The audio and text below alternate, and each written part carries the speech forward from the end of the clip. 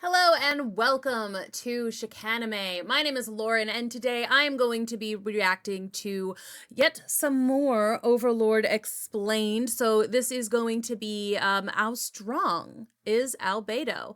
So I did want to give a shout out to a bunch of patrons and people who are watching this. So thanks to Shway Norris, thank you to Sandy X13, thank you to Tim, thank you to Hawk X1, test name false eye. Trying to find a George McCall. I feel like I haven't thanked George McCall in a minute. So thank you all so much for watching. I really do hope you enjoy this episode. I've been enjoying learning more about the ins and outs of this universe. So today, again, we're continuing with the Albedo, videos. So this one is what is her true power? Her true ability. I'm looking forward to it. Let's go. Whoa, 3 Albedo videos in a row? Don't say I never do anything for you guys. Just make sure you tune in for my Gilgamesh one coming out later this week, and watch this one till the end, so I can just talk a bit about how you can support the channel. And no, it's not a Patreon pitch. So here we are with this video, that will hopefully answer the question to the title by not actually answering the question at all. Oh, good. How strong is Albedo? We've actually never seen her fight, or even step foot into combat for that matter. Yet there's gotta be something other than her superior administrative skills that grants her the position of Guardian Overseer. So let's take a look at everything from her class and race build to her abilities and the because I was like, in season 4, I'm pretty sure she does a little fighting in season 4. Equipment that she carries and see exactly what that something is. While we will start with her class and race, you should know that the Overlord source material is notorious for giving almost no information on mechanics like races, classes, and abilities. The best that you'll usually get is just a name. Fortunately, it's not too hard to speculate a little on what those classes or races may be able to do just based on their name alone. I mean, I'm sure many of you already are aware that Overlord's mechanics are very heavily based on the tabletop role-playing game Dungeons & Dragons. Yes. So you can get a lot of hints on races just by looking them up in that game. Classes, on the other hand, are something that you'd see in almost any MMOs, so that's a straightforward concept in itself. What we do know is that classes come in 3 varieties. Common, which according to the web novel maxed out at level 15 and were available to anyone at character creation. Uncommon maxed out at level 10 and required the user to meet specific requirements, such as gaining certain levels in other classes and or completing a particular quest in the game. And finally there's the rare, which maxed out at level 5 and had a long list of requirements that needed to be met or were otherwise well hidden by the devs. Ooh, you can learn about the full extent of races and classes by checking out my video covering the known mechanics of Yggdrasil. But just keep in mind that for this video, you're going to hear a bit of speculation mixed in with all the facts. Now, let's get started. Albedo is part of a collection of races known as demons. The race of demons, like most denizens of Nazarick, fall under the category of heteromorph, which, in short, means that she doesn't just have one race, but rather has access to a full racial class tree in addition to the ordinary job class tree. As they max out one racial job, heteromorphs could literally morph from one race into a more powerful variant of it, unlocking the ability to continue leveling in that new race. The name itself is derived from a real-life group of animals who morph as part of their development cycle. You know, like how caterpillars change into butterflies. So 30 of Albedo's 100 levels are dedicated to racial classes, though her character sheet only confirms that 10 of them are in the imp race. It is suspected by the fans that she also has levels in succubus. I wonder why. And then she also has— I thought that was like a real thing. I didn't realize that that was just a fan theory. Like, people kept telling me she's a succubus. Everyone kept telling me that that was like for real, absolutely 100%. So apparently it's a theory. A fan theory. Elfishni, which we'll talk about later. But starting with the imps, from a mythological standpoint, they're just small, mischievous winged creatures. Imp is probably just a derivative race for most, if not all, flying demons, since Demiurgus also has imp levels and can fly.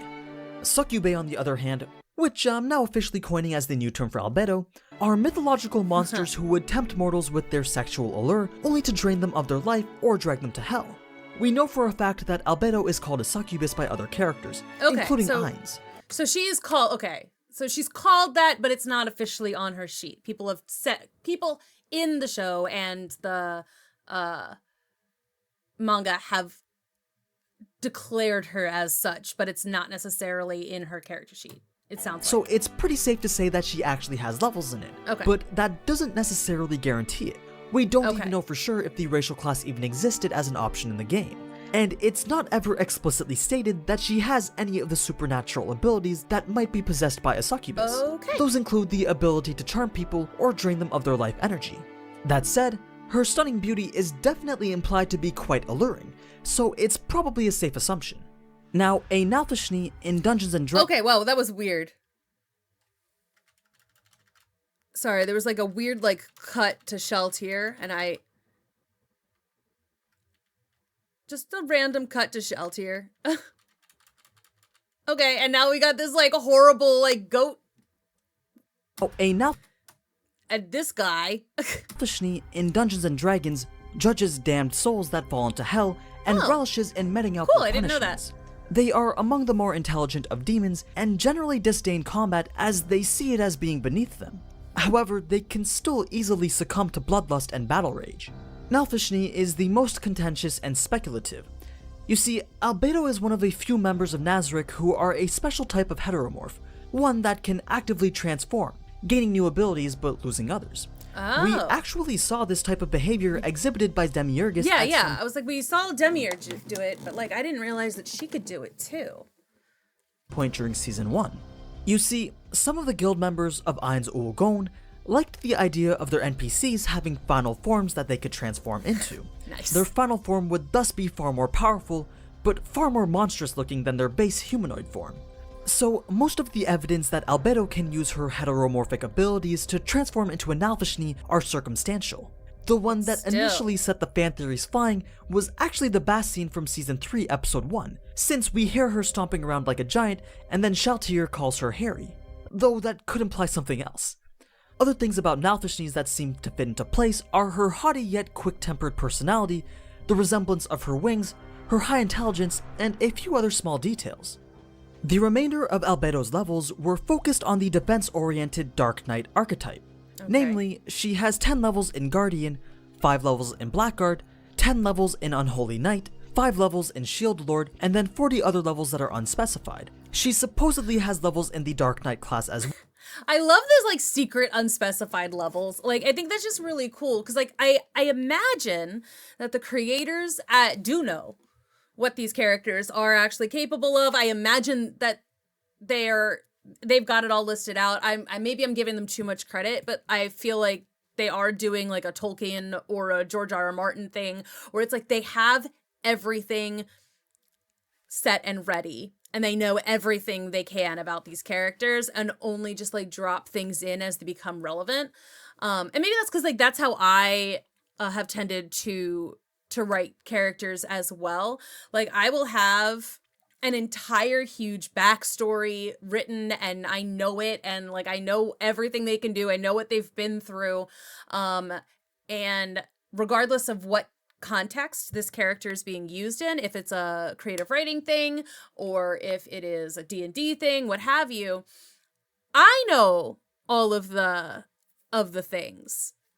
Not everybody else tends to need to know all of the things. Like a lot of it I keep to myself because either it's not relevant in the moment, or it's supposed to mostly just explain how a person got to a certain point. So it's like I am just because I've done this before and when I've created characters with like have like huge massive backstories that never get touched on. Like it doesn't matter in the moment. It made them who they are, but you don't need to know everything they're capable of or everything they've ever thought or done. So maybe again, I am just reading too much into it, but I think it would be cool if all of them, because all of them have these like secret special like unknown levels and unknown things. I think it would be cool if they knew what they were. Well, but that could just be a term for the general category, which includes all these classes, and not necessarily a class on its own. While we don't have the exhaustive breakdown on what these classes actually do, what we do know is that Albedo is among the top warriors in all of Nazarick. specifically due to the fact that she's essentially the tankiest. I mean, with classes called Guardian, Blackguard, and Shield Lord, you can imagine that she has quite the high defensive stats. Yeah. Just look at her HP and physical. HP, dang. Yep. Physical defense, physical attacks are high. Magical defense. Magical attacks not super high. That's interesting. Her ability to resist is good. Okay. It's interesting that, like, she is not super magic-y. Like, they wanted her to be able to defend against magic, but her attack magic kind of sucks. Interesting. And magic defense stats. They're all practically at 100. So it's not too hard with this information and with the names that we've been given to speculate on what these classes are capable of doing. A class like Guardian might be useful for protecting oneself or others, while Shield Lord might boost her ability to use shields. Blackguards in Dungeons & Dragons are basically evil paladins that made a pact with an otherworldly evil creature in exchange for power, and were probably a rare variant of the Unholy Knight class, since that also sounds like an evil paladin. So as a paladin-style character, she's probably got a variety of utility spells, self-healing, smite attacks, and blessing or curses to go along with her high defense. Right, now, if we shift over to her combat specs, as I had just stated, Albedo is one of the top 5 warriors in all of Nazarick, with Rubedo being at the top, then Shaltir with her 1v1 PvP specialized build that can beat almost any other character in a straight-up fair fight, then a 3-way tie between Cocytus, Albedo, and Sebas. Cocytus being this glass cannon type character with unrivaled offensive capability. I mean, I'm so sorry, I'm just gonna say this right now. I can't wait to get to the Sebas one. Cannot wait to get to the Sebas one. I'm really glad that he's super high up there. Got 4 arms that can each carry incredibly powerful weapons. Then Sebas has a nice balance between offense and defense, sort of like an in-between of Cocytus and Albedo, since Albedo falls into the defensive spectrum, boasting the tankiest build. In fact, there exists a sort of rock-paper-scissors relationship between the 3 of them due to the particularities of their build. Cocytus beats Albedo, Albedo beats Sebas, and Sebas beats Cocytus.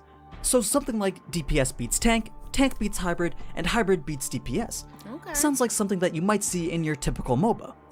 This sounds like they should team up more often. Doesn't include magic casters like Mare, who could probably beat everybody else other than Shaltir with the overwhelming destructive power and versatility of his magic. It also doesn't include support builds who would be useful in a team fight, like the mysterious 7th member of the Pleiades, Ooal Omega. And it also doesn't take into account Ainz's most valuable weapons of tactics, strategy, planning, information, and of course, cash shop items, as he had demonstrated in his fight against Shaltir, despite the overwhelming disparity between their builds. But focusing on just Albedo now, even though her defensive capabilities are unmatched in Nazarick, it's not just her combination of equipment and abilities that grant her such a powerful defense. Her innate defenses are abnormally powerful even without her equipment. In fact, she once took a punch from Demiurgus straight in the abdomen and barely felt it. He took more damage to his hand hitting her than she did from him. Dang. She can also take one of Cocytus's most powerful attacks, his so-called immovable Wisdom King Strike, which requires him to stand still and channel power for several seconds. Though she did get moderately injured, it was not enough to be life-threatening. Alright, yikes. Ow. It is kind of fun when it's like someone injures themselves on you. I've done that though, the other way. We were sparring, and I kicked this other girl in the knee. And I did break my toe. I did. But her knee also was really, really badly bruised. We were both limping for a few days, but I definitely came off the worst in that one. I hit her wrong. It was my fault. I didn't kick quite right. I had a bad angle on it because she came up to block. Anyway. We can use her character sheet to confirm her durability. She's tied with Cocytus and Sebas for the highest HP at 100, and then she has the highest physical defense at 95, magical defense at 95, and resistances at 90. Yeah, it's still crazy. While the stats are merely relative and exist only to give you a rough method of comparing the various Guardians, it confirms that she's the most tanky character in Nazarick against both physical and magical attackers. Yep. Her high idea. resistances also let her resist debuffs and negative status effects, including instant kill attacks. So for That's example, nice. she could be attacked by spells like Ainz's Grasp Part, but not die. Albedo also has a variety of skills related That's to her nice. role as a tank, but she's been involved in so few fights that we really only know of a few. First off is transposition. This allows her to instantly swap places with an allied friendly unit. The gauge of the distance that it can cover is at least a couple dozen meters, That's pretty cool. if not more. There was in the Adventure Zone, which I do sometimes, I'll reference that every so often. They got the Wand of Switcheroo, which allows you to switch places with somebody. They have to like make a wisdom save or something, and if they fail it, then you switch. So it's not like they do. You could probably couldn't like if it was an ally, they could fail on purpose. But I just they did some cool stuff with the Wand of Switcheroo in one of the arcs. If you haven't listened to Taz Balance, it's fun. It's a silly time, but it gets very serious at point. It's like it's a good all around show, and you don't have to know anything about D&D, because the guys playing it initially know nothing about D&D, so they're kind of learning also. It's a good dive into the game, essentially. Then she is capable of Plug over. parrying melee attacks using her parry active, and this grants a chance of success depending on the skill and power of the attack. For ranged and projectile attacks, she can use missile parry to completely negate it, and if nice. successful, reflect it back completely at the attacker using counter arrow. Then she has That's what's a called the good Walls of ability. Jericho and Aegis, which are both skills that appear to temporarily boost her defense. Though their exact nature is unclear, they could boost physical defense, magical defense, resistance, health regeneration, or some combination of any or all four of those, though damage reduction seems like the most likely. Lastly, we know she can summon a bicorn at will and use it as a mount.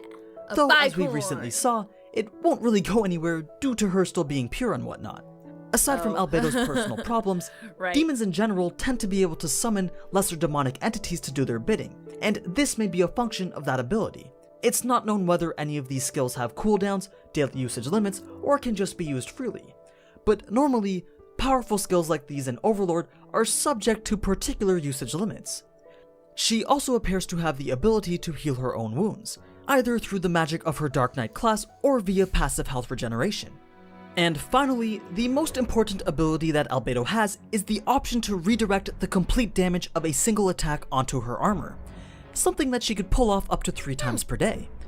This effect works regardless of the power of the attack and is capable of tanking even a super tier spell, though it only redirects the damage itself and not any other potential negative effects, so it will not help against attacks that do not deal damage. But what this means is that Albedo can survive 3 hits of the most powerful attack possible in a single fight, Which is with crazy. only the cost of heavy damage to her armor. Speaking of her armor, let's talk about her equipment now, of which she has 3 notable pieces. The first being the world item Ginnungagap.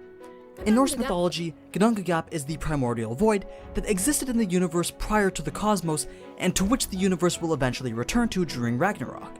In Yggdrasil, it's the name for a world-class item that was owned by the guild Ainz and which had been given to Albedo by Tabula Smaragdina without permission of the other guild members. Whoa! While its sneaky. precise special power is not explained, it appears to have something to do with dealing damage over a large area to physical objects. So perhaps it swallows things into a void like a black hole. In its ordinary form, it's shaped like a wand, though it also has the ability to transform itself into an alternate version, which Albedo normally uses as her primary weapon, though its alternate appearance is unknown since Ainz forbid her from carrying it into battle back in Season 1 out of fear of losing it to an enemy. Even though this is a world-class item, it's not as powerful as even a specialized divine class weapon against individual targets. Instead, Because looking at the wand thing with the little ball on top, it does. There are a couple of items like that in D&D. One of which does it pulls anything close to it into it, and I don't know where it goes, but it pulls anything that's close into it, and also it kind of negates magic around the general area of it, which is two very cool and terrifying effects. It seems to have been intended to give Albedo either something like a wide area of effect attack, or the ability to break through even the toughest physical objects, which could, for instance, help her gain aggro or shred armor. But who knows when we'll find out this weapon's true nature. Next up, we've got her armor, Hermes Trismegistus. Ooh, it's a divine class Hermes item that was Trismegistus. created by Tabula specifically to work best with Albedo's special ability to redirect damage. It's named as a reference to the author who was said to have founded Hermeticism. This author also allegedly wrote the Emerald Tablet, so I bet you're seeing the pattern here. It's fairly weak for a divine class armor, which is a fact that initially confuses both Albedo and Shaltir. It's got very few in the way of defensive enhancements, special abilities, magical resistances, or even stat buffs. Okay. Nearly everything in the armor was designed to increase its durability. But why? Well, it was so that it wouldn't break if Albedo did use her ability to redirect the entire damage of a single attack onto it. Because of this, the armor was designed with 3 layers. Okay. A skin-tight liquid bodysuit that boosts her physical abilities, a full-body undershirt mail that provides decent defensive stats, and an outer layer of plate that protects and reinforces the inner layers. So even if she was attacked with something that could deal enough damage to destroy her armor, it would only destroy one of the 3 layers. Okay. Many useful enchantments were sacrificed in order to achieve this effect, but in reality, the 3-layer mechanism made it little more than a gimmick useful for buying time in the face of true power. Her build was never intended for anything more than absorbing a few hits from a level 100 player in order to buy the guild members a precious few seconds. Unfortunately for That sucks Albedo, for her. each layer covered her whole body, so having her armor broken while protecting Ainz wouldn't help her expose some of her skin to him, which would have been the ideal situation for her. This ended up being quite annoying and concerning for her, especially since the armor was a creation of the Supreme Beings, so thinking of it as inadequate in any way was practically a treasonous thought. Yeah, I guess, huh? And finally, as we all know, like most Guardians, Albedo was granted the Ring of Ainz Ooal, a piece of equipment owned by every former member of the guild, and which could be used to bypass okay, that explains why there's so many, why all of them get, like, that does explain it, because I kind of was confused why he had so many, but there were 40 members of the guild, so he's got 40 of them to give out. That makes sense. 39, because he's gonna keep one. spells and mechanisms that disabled and or disrupted teleportation throughout the various floors of Nazarick. Without this ring, an invader would have to go through each floor one by one. Those attempting to teleport could be pulled from their intended destination and into a trap or ambush, or merely just prevented completely from finishing their spell. Unfortunately, yet again for Albedo, Ainz is paranoid of any potential foe obtaining this ring, so he forbids Guardians from wearing the ring during any operations outside of the tomb. And Which that again finishes- makes perfect sense. Like, especially after what happened to Shaltir, like, he does not know what these people are capable of, and if somebody who's an enemy gets a hold of one of these rings and then are able to get into these people should not be allowed to wear them outside, absolutely, for sure. up her equipment. So that's pretty much everything about Albedo. Though the question, how strong is she, should really just be, how tanky is she? And clearly the answer is a lot. Very She's tanky. literally a damage sponge, which honestly wasn't the type of build that I initially thought that Tabula would have given her, but I guess if Rubedo is meant to be the super DPS and Negredo is the stealth informant, then I guess tank would be the way to go. Anyway, that's pretty much it, so that means Great. the next person I cover will be decided through the poll that should now be posted on my channel page. So the next thing that I'll be looking at from AniNews is probably going to be the Albedo's sisters video. I'm also planning on doing another Overlord cut content video soon, and I might do Zoronic Kaiba, the Q&A video that they just recently posted. So I've got a couple of these things that are kind of in the works for me coming out soon too. So go vote for who you think should be covered next. Now, before I go, just a quick little thing on how you can support this channel. Honestly, it's really easy. I'm not asking you for money or anything. You just gotta watch something other than my Overlord videos. I know, right? Yes. You probably didn't even know, but yes, I Yes. do upload stuff that's not related to Overlord. So whether it's my Fate videos, which are even more rich in lore than these ones, or even my news videos that cover the newest upcoming anime, if you happen to watch either of those, then the YouTube algorithm will recommend my lesser popular content to a wider audience, and it will overall help what we've built here grow. So yeah, if you got time, then check out my older Fate lore videos, any of my miscellaneous review type videos, or even just keep an eye out for a new non-Overlord related video, and I promise that that would help this community so much more in the long run. But anyway, thank you so much for listening, thanks for watching, welcome. and if you enjoyed this type of anime content, then you already know what to do. Yep. So, until next time, Bye. All right, yes, so I'm leaving a like on his video because I always try to do that. But he's very correct. If you want to help out the channel, you want to help it keep growing, you want to see more stuff like this, go ahead and watch some of the other videos. Also, leave comments. That helps so much. Even if the comment is just like a hello, it helps. Even just leaving likes on people who commented hello, that can help too. And then, you know, if you want to help the group in general, we have 2 other channels currently. One is called Americans Learn. That one we cover history, we cover technology, lot of animal stuff on there, which is a lot of fun. Various geography stuff is there. We've got music, we've got comedy, we've got so much stuff on that channel. Go ahead and check it out. It really does help. Again, leave the likes and the comments there as well. Go check out Chicago Reacts. We've got a lot of gaming stuff over there on Chicago Reacts. I've just finished watching Dragon Ball Z Abridged on that channel as well. I am still in the Team 4-Star doing Dragon Ball Z stuff, like the Kai video that will have come out by the time this comes out. I'm looking at various, like the boo bits, the shorts, all of that. I'll be doing more Team 4-Star stuff there. We watch a lot of Russian Badger